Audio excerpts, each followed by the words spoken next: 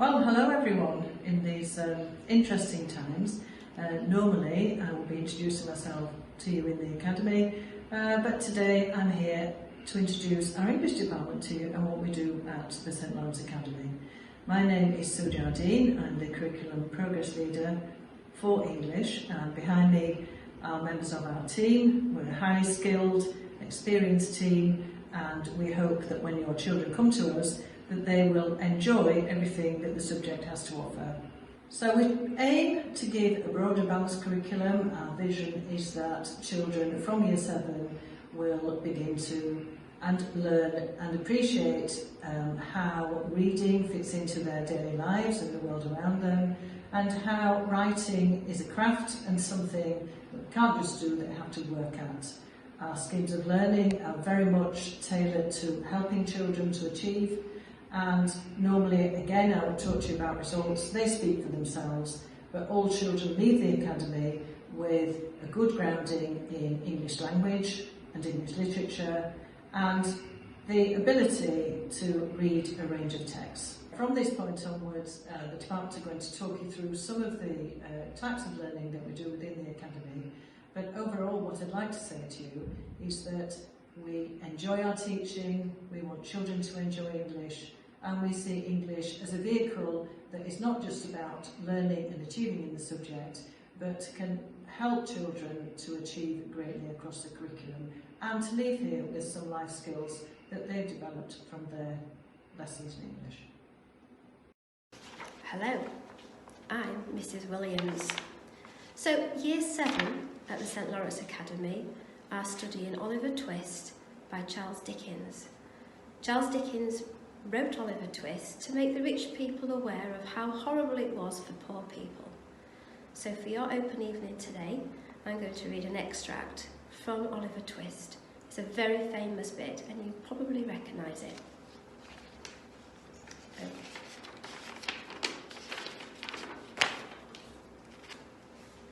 Oliver Twist and his companions suffered the torture of slow starvation for 3 months.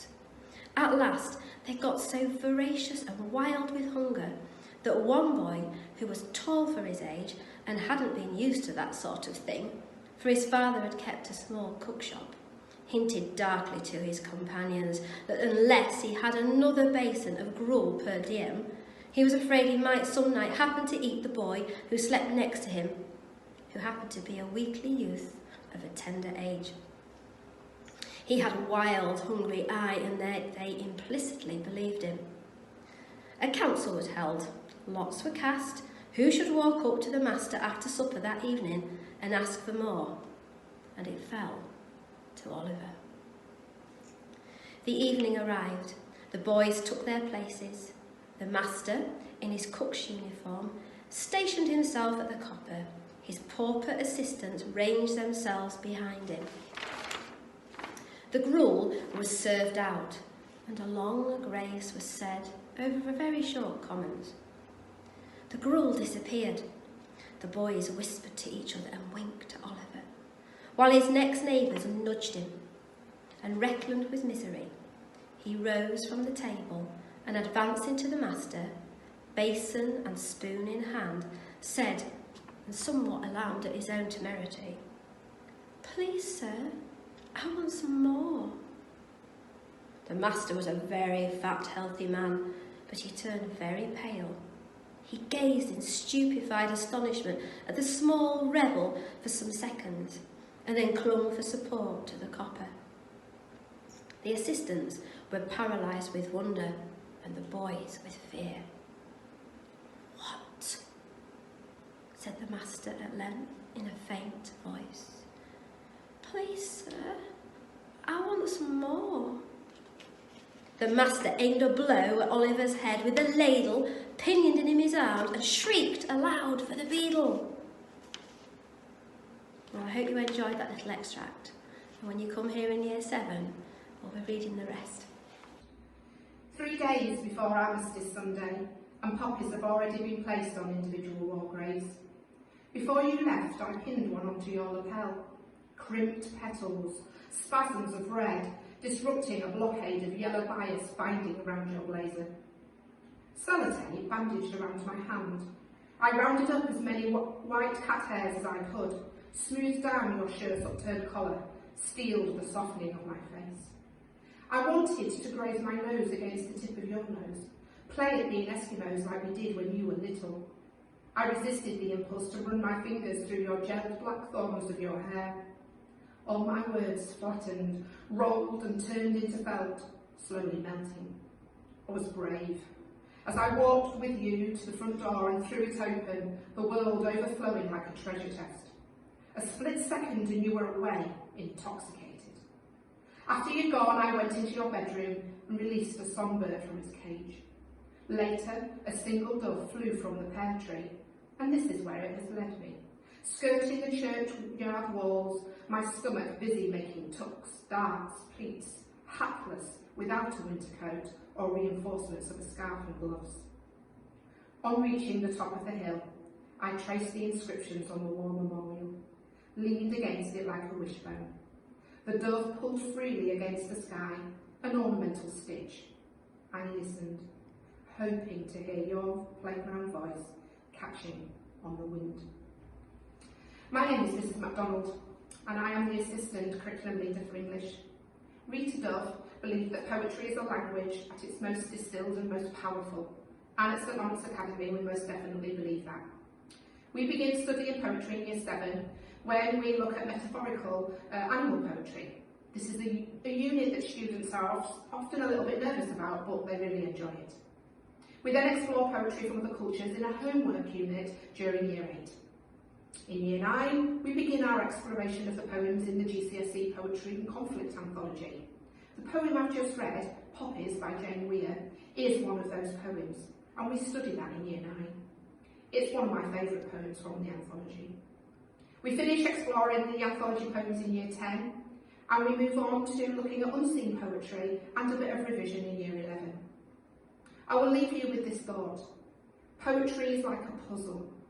First it's confusing and frustrating, but when you figure it out, it's a beautiful thing.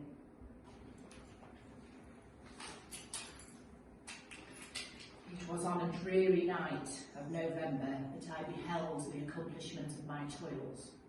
With an anxiety that almost amounted to agony, I collected the instruments of life around me, that I might infuse a spark of being into the lifeless thing that lay at my feet. It was already 1 in the morning, the rain pattered dismally against the panes, and my candle was nearly burnt out. When, by the glimmer of the half-extinguished light, I saw the dull, yellow eye of the creature open. It breathed hard, and a convulsive motion agitated its limbs. How can I describe my emotions at this catastrophe, or how delineate the wretch whom, with such infinite pains and care, I had endeavoured to form? His limbs were in proportion, and I had selected his features as beautiful. Beautiful? Great God! His yellow skin scarcely covered the work of muscles and arteries beneath. His hair was of a lustrous black and flowing, his teeth of a pearly whiteness, but these luxuriances only formed a more horrid contrast with his watery eyes that seemed almost of the same colour as the dun white sockets in which they were set, his shrivelled complexion and straight black lips. Okay, I'll take this off to introduce myself. Okay, hi, I'm Mrs. Dodsworth, and that was an extract from Mary Shelley's Frankenstein. It's the moment when Victor Frankenstein brings his creation to life and realises what a terrible mistake he's made and how meddling with creation can have serious consequences. This is part of our Year 8 scheme of learning based around the conventions of Gothic fiction and its journey through history. It's a popular part of the English curriculum as the students get to dip in and out of lots of different texts, accompanied by some scary film snippets. And let's face it, who doesn't like a good ghost story? So, with Halloween coming up, get your vampire cloaks at the ready and join in. Hark! What's that? The children of the night. music they make. I'm hurt. A plague of burnt our houses. I am spared. Is he gone and hath nothing? I, a scratch. Why the devil you came between us? I was hurt under my arm. A plague on both our houses. They have made worms made of me. Hello, I'm Mrs. Knowles. When you reach years 10 and 11, you will study Romeo and Juliet by William Shakespeare. As part of your GCSE course, and if we're lucky, we can even act out some of the key scenes. If you watch the Leonardo DiCaprio version of Romeo and Juliet, you will see why I'm dressed like this. Hello, my name is Mr. Cook and I'm one of the English teachers at the St. Lawrence Academy. Today I'm going to read an extract from A Christmas Carol, which we are currently studying with our Year 9 students to prepare them for their exams in Year 11. So, we're going to have a little look at an introduction to Scrooge. Oh, but he was a tight-fisted hand at the grindstone, Scrooge. A squeezing, retching, grasping, scraping, clutching, covetous old sinner. Hard and sharp as flint, from which no steel ever struck out a generous fire. Secret and self-contained and solitary as an oyster. The curled in frozen old features, nipped his pointed nose, shrivelled his cheek, stiffened his gait, made his eyes red, his thin lips blue, and spoke out shrewdly in a grating voice. A frosty rime was on his head, and his eyebrows and his wiry chin. He carried his own low temperature, always about with him. He iced his office in the dog days and didn't thaw it 1 degree at Christmas. External heat and cold had little influence on Scrooge. No warmth could warm, no wintry weather chill him. No wind that blew was bitterer than he. No falling snow was more intent upon his purpose. No pelting rain less open to entreaty. Foul weather didn't know where to have him. The heaviest rain and snow, hail and sleet could boast of the advantage over him only in one respect. They often came down handsomely, and Scrooge never did. Nobody ever stopped him in the street to say, with gladsome looks, "My dear Scrooge, how are you? When will you come to see me?" No beggars implored to bestow him a trifle. No children asked him what it was o'clock. No man or woman ever once in all his life inquired the way to such and such a place as Scrooge. Even the blind men's dogs appeared to know him, and when they saw him come in, would tug their owners into doorways and up courts, and then would wag their tails as though they said, "No eye at all is better than needle eye, dark master." So, in this extract, the reader receives their first introduction to the character of Scrooge, a miserable, selfish, intimidating man with a desire to spread his hatred for Christmas to all those who celebrate it. In this initial description of Scrooge, Dickens describes Scrooge as immune to the effects of the cold, as solitary as an oyster and hard and sharp as flint, conveying his desire to be isolated from not only society, but his own family.